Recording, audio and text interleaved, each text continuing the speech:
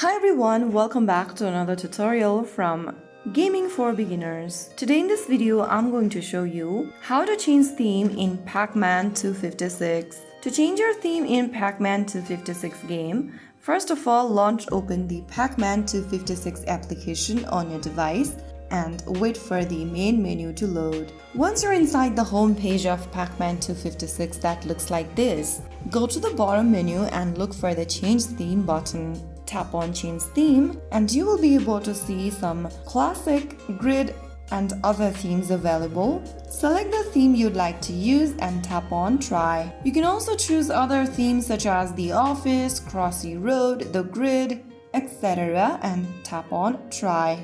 Now click the play button and you will be able to play in a new theme according to your selection. If you found the video helpful, don't forget to like, share and subscribe to our channel. I will see you again in the next episode. Thank you for watching.